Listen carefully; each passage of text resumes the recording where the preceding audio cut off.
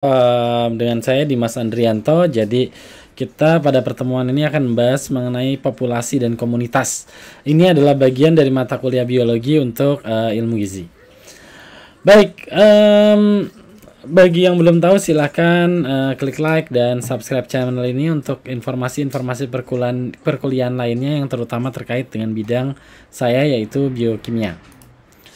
Oke, jadi pada pertemuan ini kita akan membahas tentang komunitas dan populasi yang merupakan salah satu bentuk dari perserikatan dari suatu organisme. Nah, dalam hal ini populasi didefinisikan sebagai kelompok spesies yang sama, menggunakan sumber daya yang sama, dan dipengaruhi oleh faktor-faktor lingkungan yang sama. Nah, jadi ini kemudian dalam hal suatu penelitian, peneliti harus menentukan populasi dengan batas-batas geografis yang jelas sesuai dengan batasan dari penelitian tersebut, ya. Karena itu tadi ada kata kunci sumber daya yang sama dan faktor lingkungan yang sama, otomatis pada suatu lokasi geografi yang sama. Oke. Nah, terus kemudian dari populasi ada yang disebut dengan kepadatan populasi. Jadi kepadatan itu adalah jumlah individu per luas atau per volume, ya. Dalam hal organisme terestrial atau organisme darat, yang dijadikan acuan adalah persatuan luas. Untuk organisme akuatik itu persatuan volume. Ya, kepadatan dihitung dengan mencaca atau menghitung secara langsung, ya. Baik itu merupakan sampling gitu ya, atau dengan merupakan satu populasi langsung, misalnya populasi ikan di akuarium, atau dengan sampling, misalnya danau yang luas yaitu di sampling, atau manusia ya luas sekali di sampling di perkotaan misalnya, yang dapat menggambarkan ukuran populasi, diantaranya jumlah sarang untuk burung, kemudian tempat persembunyian, jejak, lokasi feses juga bisa menggambarkan berapa banyak populasi yang ada di situ. Ya, pada populasi liar di alam ini pendugaan populasi dilakukan dengan metode mark recapture, ya. Jadi istilahnya di tagging, ditandai, ya, ditandai, kemudian dilepas kembali, ya. Tidak. Jadi kalau ahli biologi itu menangkap organisme untuk dilepas kembali untuk dipelajari, ya, bukan kemudian untuk menyebabkan kepunahan terhadap suatu organisme, atau bahkan misalnya kayak orang-orang yang kaya itu kan menangkap ikan di laut, ya, pakai kapal, ditangkap dilepas lagi, tangkap dilepas lagi, ya. Jadi tidak ada tujuan. Kalau ahli biologi ada tujuannya. Nah, kemudian kepadatan populasi ini tidak statis, ya. Pada suatu individu, suatu organisme itu tidak statis, yaitu dipengaruhi oleh individu yang keluar dan masuk dari populasi. Faktor yang masuk tentu sudah jelas, ya, kalau terkait dengan individu yang di dalam situ sendiri. Faktor masuk biasanya kelahiran, faktor keluarnya berarti kematian. Nah, untuk faktor yang berasal dari daerah lain itu ada imigrasi yang masuk ke dalam populasi dan emigrasi yang keluar dari populasi tersebut, ya. Nah, ini memang studinya banyak dilakukan dengan burung, ya, karena ini melibatkan untuk imigrasi, dan imigrasi itu lebih jelas karena perpindahannya bisa dari suatu lokasi yang jauh. Oke, kemudian pola penyebaran populasi. Jadi ada beberapa jenis pola penyebaran populasi, ya, ada 3. Yang pertama pola penyebaran berkelompok. Jadi ini contohnya bintang laut, berkelompok, jadi dia akan membentuk suatu klaster. Kemudian pola penyebaran seragam. Ya, ini umum pada bangsa burung. Kalau masih ingat kuliah sebelumnya, itu ada gambar burung yang bentuk sarang, ya, dan semua memberi jarak yang kurang lebih sama. Itu pola penyebaran seragam. Kemudian nih pola penyebaran acak. Ini umum pada tumbuhan misalnya yang sporanya terbawa oleh angin, ya. Jadi acak. Nah, kemudian pertumbuhan populasi dalam kondisi ideal itu akan mudah memberikan gambaran kapasitas peningkatan spesies dan kondisi yang mempengaruhinya. Jika imigrasi dan emigrasi diabaikan, ya, laju pertumbuhan populasi hanya dipengaruhi oleh kelahiran dan dikurang dari kematian. Pada pertumbuhan populasi 0, laju kelahiran sama dengan laju kematian. Ini adalah populasi ideal, ya. Tapi pada semua organisme hal ini tidak mungkin tercapai. Karena ya misalnya saja pada manusia juga tidak mungkin tercapai karena laju kelahiran dipengaruhi oleh berbagai faktor. Misalnya saja ekonomi ya. Begitu ekonomi membaik, laju kelahiran meningkat. Bahkan pandemi nih kayak sekarang misal corona ya. Pandemi menyebabkan peningkatan laju kelahiran. Jadi pengaruh juga karena orang di rumah mulu ya, jadi laju kelahiran meningkat. Atau kemudian laju kematian ya. Laju kematian juga misalnya dipengaruhi oleh daya dukung suatu lingkungan. Misalnya suatu lingkungan sudah sangat padat, ya, otomatis laju kematian akan meningkat. Nah, itu berlaku untuk semua organisme ya, termasuk misalnya bakteri sekalipun di dalam suatu wadah itu akan tumbuh. Tapi begitu sudah jenuh terlalu banyak, itu akan laju kematiannya akan meningkat ya, karena racun terakumulasi ya dan seterusnya. Oke, ini adalah contoh dari pertumbuhan eksponensial ya. Misalnya gajah dikhawatirkan akan punah, maka banyak berdiri penangkaran gajah. Kemudian dikeluarkan juga aturan-aturan yang melindungi gajah gitu ya, terutama dari pengambilan belalainya. Jadi gadingnya, pengambilan gadingnya ya. Jadi gading gajah ini adalah salah satu sumber daya alam yang dilindungi.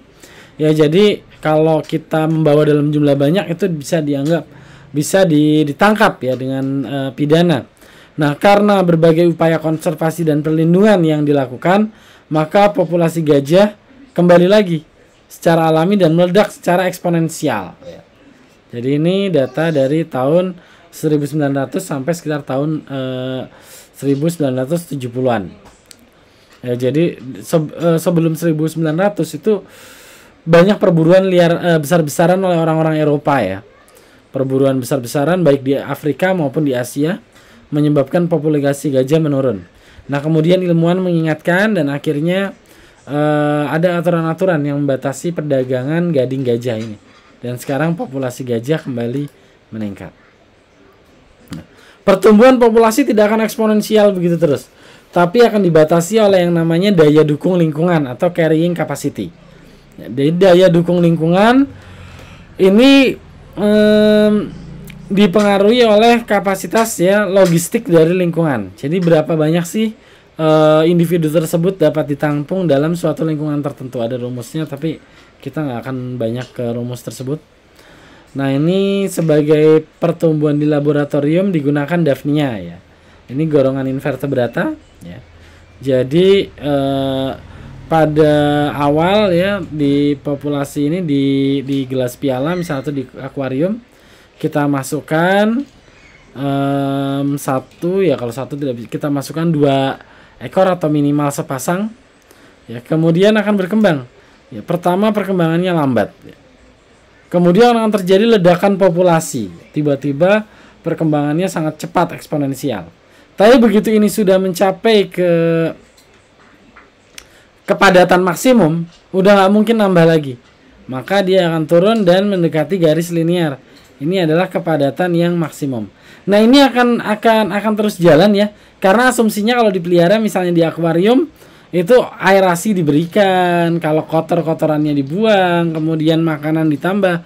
Tapi kalau kita tidak memberikan perlakuan, artinya kotorannya tidak dibuang, tidak diberi aerasi, tidak diberi makanan tambahan, maka di sini akan terjadi peningkatan kematian. Tapi kalau kondisi yang tadi, kondisi lab, maka tidak akan terbentuk yang optimalnya, ke pertumbuhan maksimalnya ya. Jadi ini secara teori. Secara teori ada pertumbuhan eksponensial di awal. Ya, kemudian pada titik tertentu pertumbuhannya melandai dan sampai akhirnya tercapai pertumbuhan logistik, yaitu kondisi yang sebenarnya. Ini persamaannya seperti ini. Nah, kemudian terkait dengan rumus model pertumbuhan tadi ada yang namanya sejarah kehidupan ya. Jadi ada seleksi alam yang dilakukan oleh alam untuk terkait dengan daya dukung tumbuh dari suatu organisme. Jadi ada variabel K, yaitu density dependent selection. Ya, karakter yang dipengaruhi oleh kepadatan populasi. Misalnya adanya racun dan yang lain ya, sumber daya makanan kan terbatas. Kemudian R, density independent selection. Jadi ini adalah faktor-faktor yang terkait dengan genetik, bagaimana suatu organisme dapat memaksimalkan reproduksinya sehingga memberikan daya dukung tumbuh yang baik. Ya, jadi ada beberapa hubungan antara laju kelahiran dan kematian dalam menentukan daya dukung populasi. Yang ini laju kelahiran dan kematian variasi. Ya, jadi seperti ini. Pada saat populasi memadat, maka kelahiran akan berkurang. Ya. Laju kelahiran akan berkurang karena tempatnya semakin padat. Ya, untuk bakteri mungkin ini bisa teraplikasikan ya seperti Daphnia tadi juga. Nah, semakin padat juga maka laju kematian akan meningkat karena tempatnya semakin padat. Ya, tapi pada manusia hal ini tidak tercapai. Nah, yang kedua, laju kelahiran bervariasi tapi laju kematian konstan. Ya, jadi laju kelahiran ini bergantung terhadap populasi, makin banyak maka makin rendah kelahirannya. Kemudian laju kematian tetap ya, pada manusia ini banyak mengacu kepada yang ini ya. Seperti di perkotaan itu laju kelahiran makin rendah ya dibandingkan dengan di desa. Di desa itu laju kelahiran tinggi. Ini mungkin ya ada yang sampai punya saudaranya 8 gitu ya. Tapi kalau di kota jarang ya karena kepadatan tinggi, laju kelahiran berkurang. Tapi laju kematian ya baik di desa maupun di kota itu sepertinya tetap. Nah, pada manusia seperti itu. Nah, kemudian ya laju kelahiran konstan, laju kematian akan meningkat bergantung kepada kepadatan. Ini banyak terjadi pada hewan-hewan di penangkaran. Ya, di penangkaran kalau hewan ya laju kelahiran konstan ya karena tidak dipengaruhi oleh berbagai faktor-faktor yang lain ya. Kalau hewan kan hanya punya kendali biologi saja. Ya, sedangkan kalau makin padat ya kematian akan makin tinggi. Ya, karena seleksinya semakin ketat.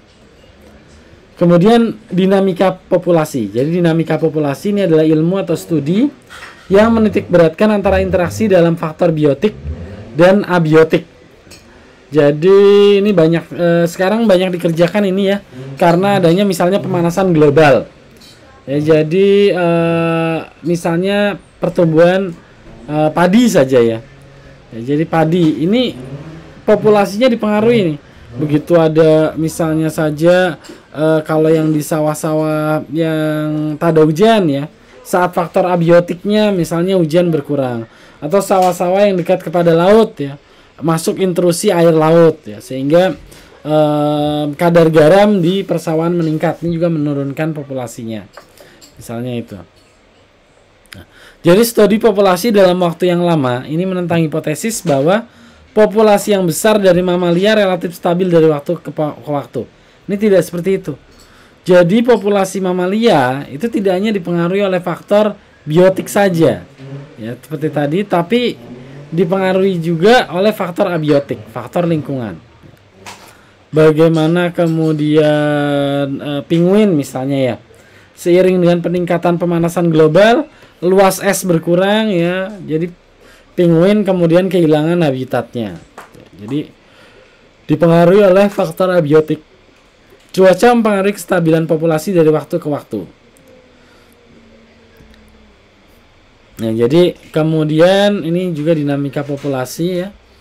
Predasi, pemangsa rantai makanan juga mempengaruhi dinamika populasi. Naik atau turunnya populasi suatu organisme pada suatu wilayah.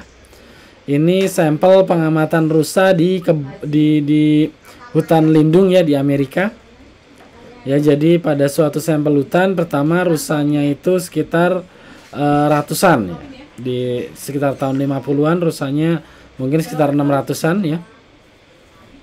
Serigalanya 20 ekor. Kemudian terjadi peningkatan populasi rusa. Sampai sekitar tahun 70 populasi rusa itu 1.500. Nah, seiring dengan populasi rusa tentu meningkat, maka populasi serigala meningkat juga kan, karena makanan tersedia banyak ya. Sampai ini populasi serigala pada tahun 75 ini sangat tinggi dan terjadi sedikit penurunan ya, karena ini mulai ada penurunan di sini, populasi rusanya turun, populasi serigala turun sedikit tapi naik lagi. Sampai populasi rusa ada 50, sangat banyak. Karena rusanya banyak, maka karena serigala banyak, maka populasi rusa turun ya. Serigalanya banyak, rusanya turun. Rusanya turun, populasi serigala turun karena nggak ada makanan ya. Nah, populasi serigala turun, rusanya naik lagi. Populasi serigalanya nanti naik lagi. Jadi alam itu seperti itu, gantian. Nah, tinggal manusia. Dan manusia bisa mempengaruhi keduanya. Misalnya saja, ini kan pemangsa dan yang dimangsa. Misalnya saja pada kasus ular. Ular pemangsanya, kita banyak membunuh ular, mengusir ular dari lingkungan, sehingga populasi tikus meledak. Populasi tikus meledak ya, karena tidak ada predatornya, ya, tidak ada pemangsanya. Atau kemudian populasi hama ya, hama itu banyak memakan, sebenarnya makanannya macam-macam ya tadinya. Tapi kemudian, atau gajah ya, gajah itu makanannya di hutan, karena hutannya kita ambil, makanannya kita ambil ya, maka gajah yang masuk ke lingkungan, populasi gajah yang mendekati perkotaan itu meningkat. Itu karena adanya imigrasi gajah masuk ke lingkungan kota-kota, terutama di daerah-daerah Sumatera. Kalau di Jawa enggak ya. Ya, kemudian ini imigrasi, emigrasi, dan metapopulasi. Meta, kalau ada kata-kata meta itu artinya analisis yang komprehensif dari ruang lingkup yang luas ya. Misalnya meta analisis mengenai penderita diabetes. Nah, itu berarti dari banyak data diabetes digabung. Jadi metapopulasi, jadi data yang banyak ya. Metapopulasi adalah beberapa populasi dari spesies ya, jadi datanya banyak yang dipisahkan oleh jarak tertentu. Namun masih terdapat interaksi di dalamnya, imigrasi dan emigrasi. Misalnya burung ya, di Indonesia, di Jepang, di Australia, ini yang terjadi migrasi. Nah, itu namanya metapopulasi. Kombinasi tingkat imigrasi tinggi dengan daya hidup yang tinggi akan menghasilkan kestabilan populasi yang tinggi. Jadi dengan kemampuan imigrasi yang tinggi, maka spesies burung memiliki kestabilan populasi yang tinggi.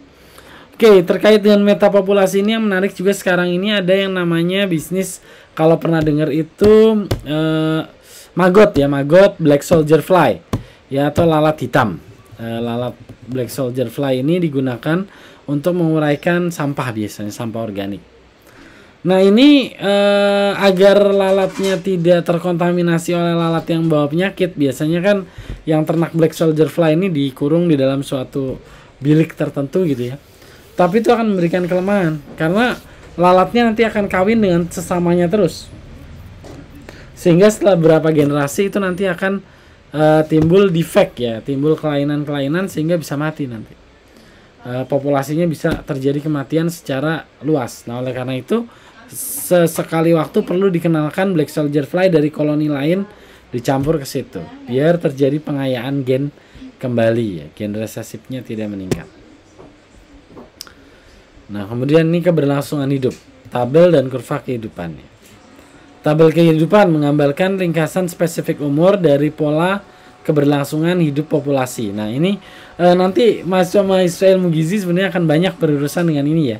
Apalagi kalau kalian nanti kerjanya misalnya di dinas kesehatan yang ngurusin data-data, itu kan kerjanya orang gizi juga. Nah, terus kemudian tabel kehidupan menggambarkan lama hidup, mortalitas, dan harapan hidup pada interval umur tertentu. Ya, kurva kehidupan tentu grafik yang menggambarkan tabel dari kehidupan tersebut. Ini contoh tabel kehidupan. Nah, untuk tupai di ngarai Tioga ya, di California. Ya, jadi tupai ini ada tupai betina, tupai jantan yang umur 0 sampai 1 tahun, tupai betina. Pada tahun itu ada 337. Tapi pada awal tahun tersebut ada 1000. Jadi kemudian ya ini bukan 1000, ini maaf, ini bahasa Inggris ya. Jadi kalau titik itu jadi koma ya. Jadi ini ada 337 yang umur 0 sampai 1 tahun atau yang lahir pada tahun itu. Jadi ini dianggapnya 1 atau 100%. Ya, kemudian jumlah kematian itu bukan yang ini ya. Berarti ini yang dari angkatan tahun sebelumnya. 207 kematian. Ya, oh ya, ini jadi dari angkatan itu. Jadi laju kematiannya 0,6%. Kemudian harapan hidup itu 1,3 tahun. Jadi untuk tupai yang umur 1 tahun dia punya harapan hidup 1,3 tahun ke depan. 1 sampai 2 tahun 252. Ini bukan dari yang ini ya. Jadi ini 252 dia yang lahir tahun kemarin. Tahun sebelumnya. Jadi gitu ngitungnya. Jadi bukan yang ini. Jadi ini pada diambil cuplikan pada tahun tertentu. Ya, kemudian jumlah kematian pada umur yang ini 125 ya. Laju kematiannya 0,5% dan seterusnya. Sampai ternyata tupai ini umurnya 10 tahun ya. Tinggal ada 1 ekor yang berumur antara 9 sampai 10 tahun. 0,002%. Dia punya harapan hidup 0,5 tahun ke depan ya, nggak sampai setahun. Sementara tupai jantan itu umur maksimalnya cuman 5 tahun ya, 5 sampai 6 tahun. Sisa 2 ekor ya. Jadi padahal kalau tupai yang kecil itu ternyata jantan sedikit lebih banyak atau tidak berbeda nyata ya. Tapi harapan hidupnya betina ternyata lebih panjang dibandingkan tupai jantan. Jadi ini contoh tabel kehidupan pada tupai. Ya, jadi kalau kurva kehidupan ya, kalau pada hewan-hewan seperti tupai ini kalau kita amati ya, ini laju kematiannya itu cenderung linear ya. Coba lihat angka ini. Ya 0,6, 0,5 ya sampai ke 7 tahun ini masih sekitar 0,5. Ya sudah di sini 7 tahun 8 tahun ini tentu sudah tidak ideal populasinya karena sampelnya jadi terlalu dikit. Ya, tapi sampai umur tersebut linear, sekitar 0,5 terus. Jadi linear. Nah, kalau serangga itu harapan hidup awalnya kecil. Tapi kalau dia bisa melewati fase tertentu, ini fase kepompong, maka harapan hidup ke depannya panjang. Itu pada serangga. Jadi serangga itu bertelurnya kan banyak. Serangga bertelurnya banyak, tapi banyak dari telur itu yang kemudian mati dimakan ya dan yang lain, sehingga yang mampu bertahan hidup sampai fase kepompong ini sangat sedikit. Nah, tapi pada manusia sebaliknya, harapan hidup pada masa awal itu sangat tinggi. Harapan hidup awal sangat tinggi, tapi kemudian untuk mencapai usia tua, misal 100% ini langsung drop drastis gitu ya. Jadi harapan hidup atau kematian di awal itu rendah. Kalau pada manusia kematiannya langsung di fase akhir banyak. Jadi itu terkait dengan perbedaan spesies ya, pola kurva kehidupan pada beda spesies. Nah ini grafik pertumbuhan manusia di bumi ya. Jadi ini sebelum ada statistik tentu ya, 8.000 tahun sebelum Masehi ya, 4.000 tahun. Nah pada tahun ke-0 itu populasi manusia di dunia itu sekitar 300 juta orang saja ya, setara dengan jumlah penduduk Indonesia saat ini, populasi dunia zaman dulu itu pada tahun 0 ini, tahun 0 Masehi ya. Mungkin sekitar zaman Nabi Isa itu ya. Nah terus kemudian 1000 Masehi itu sekitar 400. Jadi perhatikan 1000 tahun pertumbuhan penduduk itu hanya 100 juta orang. Tapi mulai dari tahun 1000 ke tahun 2000 ini wah sangat cepat pertumbuhan penduduk ya. Memang sempat ada penurunan di sini. Ini karena ada plague atau wabah namanya bubonic plague di Eropa. Wabah hitam ya, wabah bubonic gitu ya. Pada masa kegelapan di Eropa ya, karena mereka jarang mandi. Jadi kalau cari literatur Eropa ya, itu orang-orang Eropa itu pada nggak mandi ya. Jadi istilah kamar mandi sendiri kalau bahasa Inggris itu namanya bathroom. Bath itu adalah nama orang India ya, orang India Muslim yang ikut ke Eropa. Ya, dia yang menemukan kamar mandi bagi orang-orang Eropa, bathroom, makanya jadi ruangan bath. Ya, jadi itu jadi kalau baca-baca literatur zaman dulu kayak raja-raja Perancis itu tuh pada nggak mandi. Ya saking makanya kayak parfum tuh ditemukannya di Perancis. Ya karena mereka nggak mandi, mereka pakai parfum namanya eau de toilette. Artinya air toilet. Jadi mereka kalau ke toilet ya semprot-semprot aja udah, terus nggak mandi. Makanya banyak wabah dulu di Eropa karena nggak mandi itu. Ya, jadi itu sedangkan kalau orang ya misalnya orang Muslim itu kan kita paling tidak sehari itu wudu 5 kali.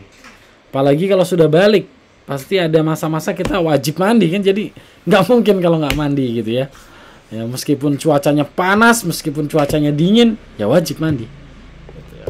Jadi itu ya jadi itu yang menyebabkan banyak populasi meninggal pada waktu tahun ini di Eropa ini, namanya wabah Black Plague ini ya, the plague.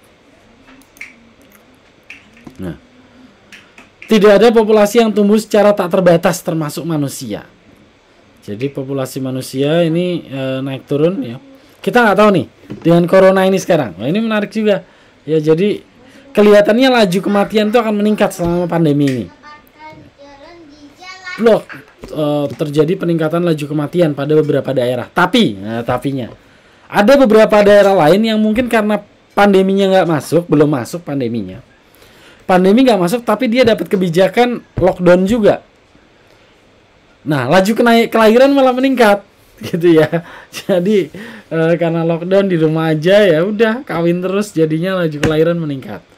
Tapi daerah itu belum kena pandemi, jadi laju kematiannya nggak meningkat, malah populasinya naik. Tapi secara umum populasi dunia ini mengalami penurunan yang cukup signifikan selama pandemi ini. Saya yakin seperti itu ya. Datanya belum keluar.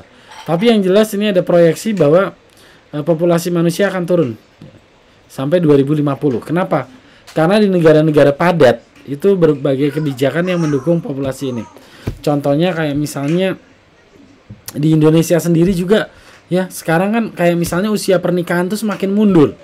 Kalau dulu kan orang-orang menikah misalnya umur bahkan di bawah 20 tahun ada yang nikah juga dulu. Sekarang tuh nggak lazim. Dan bahkan banyak orang yang menikah di atas 30 tahun. Akhirnya apa? Pasti laju kelahiran akan turun. Ini menyebabkan populasi akan turun. Nah, di negara-negara yang menerapkan HAM bebas kayak di Jepang, Thailand, banyak orang yang nggak menikah. Jepang itu pertumbuhan penduduknya udah negatif. Sehingga populasinya turun. Cina menetapkan 1 anak maksimal setiap keluarga. Otomatis turun kan populasinya. Ya, jadi ini populasi diperkirakan akan turun. Nah, ini tapi di beberapa daerah ya seperti ini contohnya Afghanistan. Persen populasi begini. Piramidanya ya. Jadi pertumbuhan penduduk sangat pesat. Tapi laju kematian juga sangat tinggi. Makanya kurvanya betul-betul piramida yang curam. Ya, kemudian Amerika itu pertumbuhan lambat. Meskipun kesejahteraannya bagus ya, kita perhatikan ternyata sebagian besar orang itu tetap ya, artinya kematian itu terjadi di hampir di umur 60-an gitu ya. Jadi ini kalau di Afghanistan bahkan ini udah garis di sini.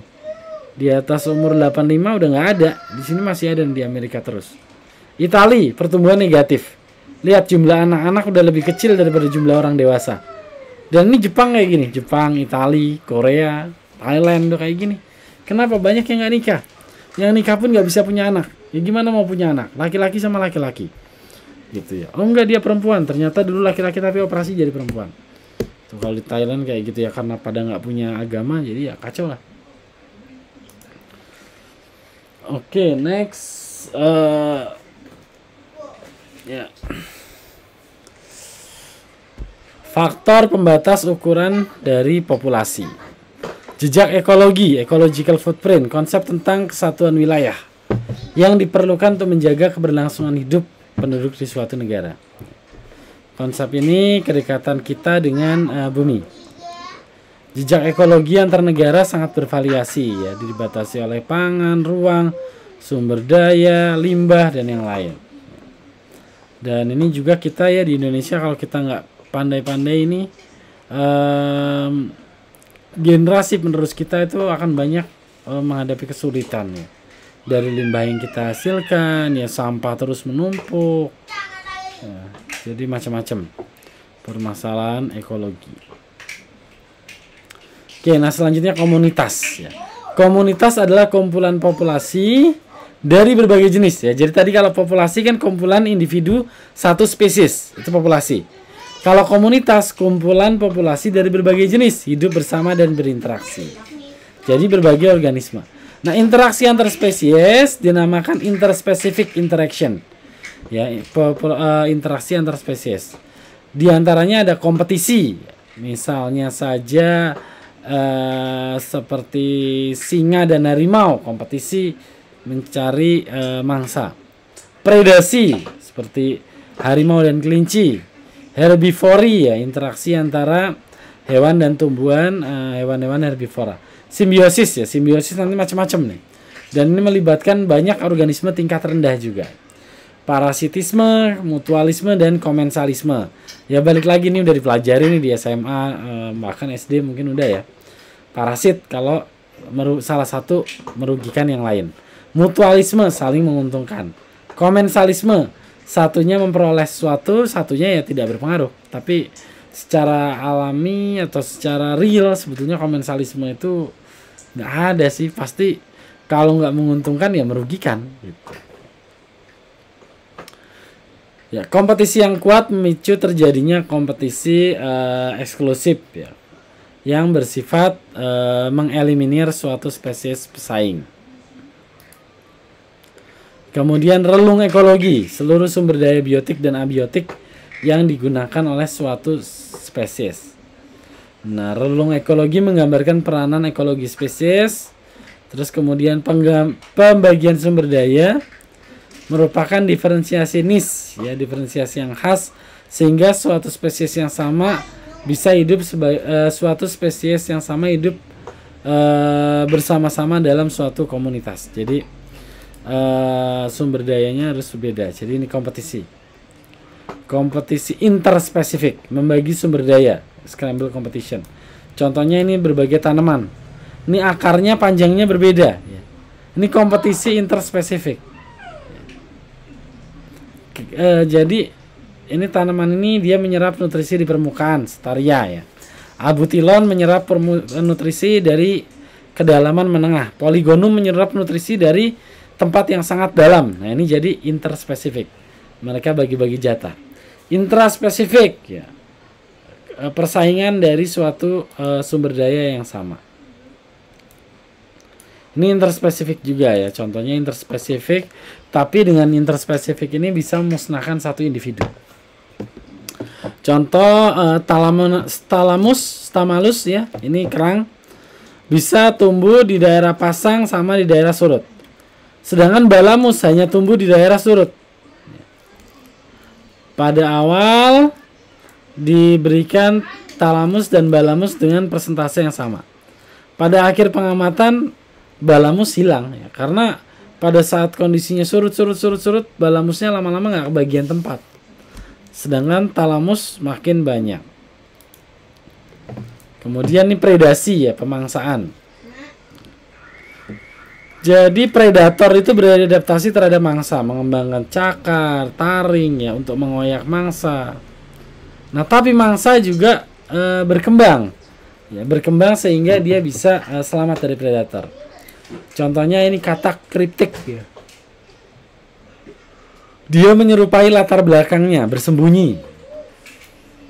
Kemudian aposemantik, ya, justru tampil mencolok seperti ini katak racun. Sehingga memperingatkan pewarna bahwa, saya ini beracun loh. Kalau dimakan kamu akan mati gitu. Tapi nanti ada juga katak yang tidak beracun tapi warnanya kayak gini. Jadi itu namanya dia berpura-pura. Yaitu suatu pertahanan terhadap predator juga. Nah, ini contohnya batesian. Batesian ini adalah contoh jadi ini ular, ya. Ini ular. Nah, ini larva dari ngengat. Jadi dia mirip seperti ular kecil, ya. Padahal dia larva ulat, ya, bukan ular tapi ulat, tapi bentuknya mirip ular. Kemudian mimikri. Mimikri ini sebetulnya ini pemangsa sih, pemangsa ya. Ini adalah lebah ya, lebah kekobi. Kemudian ini tawon, tapi dia menyerupai lebah, dia warnanya menyerupai lebah, padahal dia akan memangsa lebah tersebut. Itu tawon. Jadi dua, ada lebah sama tawon. Yang kita makan tuh madu biasanya dari lebah, dan punya sarang yang bisa diambil madu. Kalau tawon itu biasanya pemangsa, ya dia menyerang koloni lebah justru. Nah, kemudian juga jangan dikira kayak populasi yang herbivore gitu. Oh, itu nggak mungkin jadi hama. Di Australia kelinci itu menjadi hama. Saking dulu kan orang Eropa bawa kelinci ya, dikiranya kelinci lucu gitu ya. Tapi di Eropa kan banyak rubah yang makan kelinci. Dibawa ke Australia, di Australia nggak ada rubah. Akhirnya kelinci berkembang sampai menjadi hama di sana. Makanin tanaman-tanaman penduduk ini sangat banyak dan mengambil sumber air dari penduduk. Jadi ini kelinci. Nah, kemudian karena itu orang mencari virus yang bisa menginfeksi kelinci, kemudian disebarkan di sumber-sumber air di mana kelinci minum. Namanya myxomavirus. Jahat ya, untuk mengendalikan populasi kelinci. Kemudian ini simbiosis mutualisme. Misalnya semut ini ya dengan tanaman akasia. Ya, semut ini akan memangsa serangga-serangga yang berusaha menyerang hama-hama tanaman akasia ini. Atau kemudian semut ini juga akan membersihkan tanah-tanah di sekitar tanaman ini sehingga tanaman ini tidak berkompetisi nutrisinya dengan rumput-rumput yang di sekitarnya. Ya, karena ini udah tidak ada lagi, dibersihkan sama semutnya. Nah, kemudian komensalisme ini ya, contohnya burung ini dengan banteng. Jadi burung ini cari makanan dari punggungnya banteng ini ya, kutu-kutu atau yang lain. Ya, sedangkan banteng sih nggak terlalu pengaruh. Tapi sebetulnya kalau menurut saya pribadi ini mutualisme ini. Ya. Makanya di sini di alam komensalisme itu sulit didokumentasikan ya, karena asosiasi yang erat sehingga terlihat menguntungkan. Nah, kemudian struktur komunitas ya. Jadi pada saat kita berbicara komunitas ya, ada dua hal. Yang pertama adalah keragaman spesies ya. Jadi berbagai spesies yang hidup pada suatu lokasi yang sama.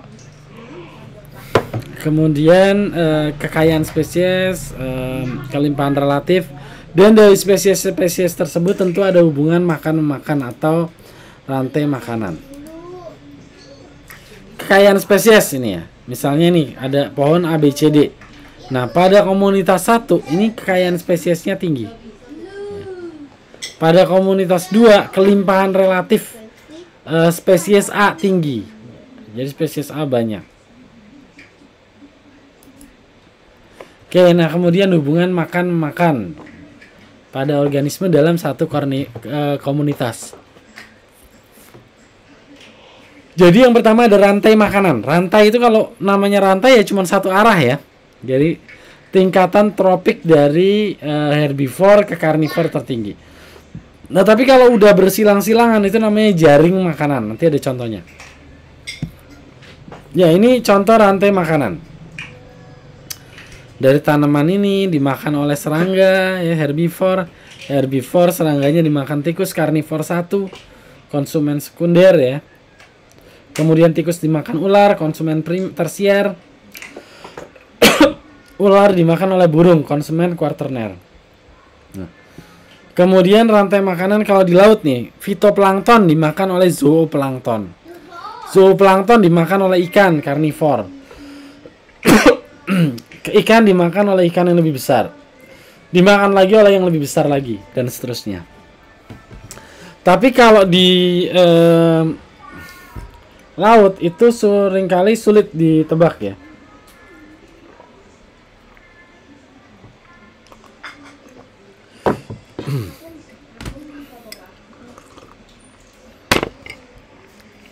Sebagai contoh, hubungan antara gurita dan hiu. kalau gurita lebih kecil dari hiu, itu hiu makan gurita. Tapi kalau hiu lebih besar dari lebih kecil dari gurita, gurita makan hiu. Itu kalau di laut.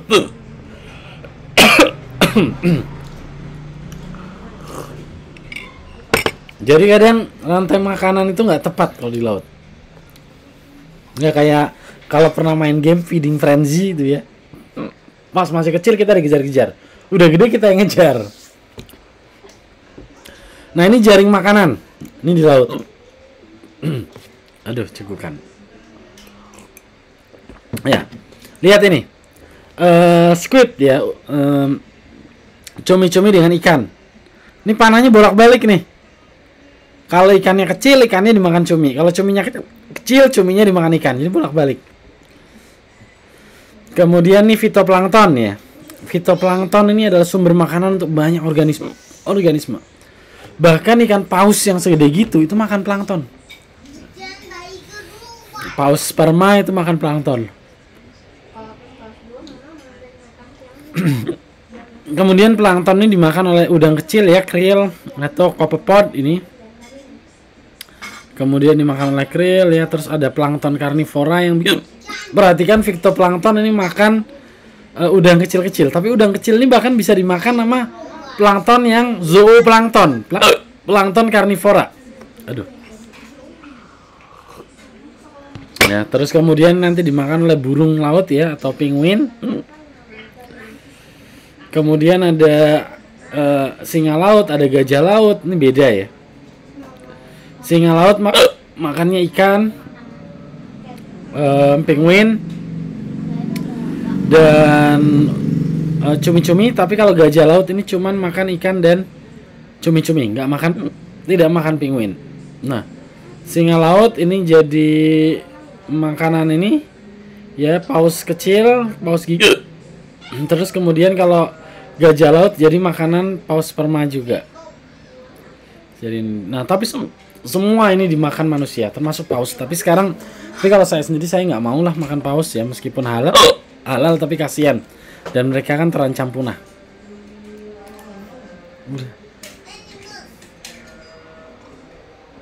Nah ini spesies dominan dan spesies kunci ya. Jadi spesies dominan itu kalau dia banyak. Nah spesies kunci dia sedikit tapi keberadaannya itu melakukan kontrol terhadap organisme yang lain. Ya, kalau seperti yang rusa serigala tadi, spesies dominannya adalah rusa, spesies kuncinya adalah serigala. Kemudian ini ya predator bintang laut, predator mangsanya adalah mussels, hewan tidak bertulang belakang juga. Ini kalau dengan Pisester ya, dengan bintang laut dan tanpa bintang laut. Oke, jadi itu materi untuk kuliah minggu ini. Terima kasih. Kalau ada pertanyaan silahkan boleh di komen juga boleh. Wassalamualaikum warahmatullahi wabarakatuh.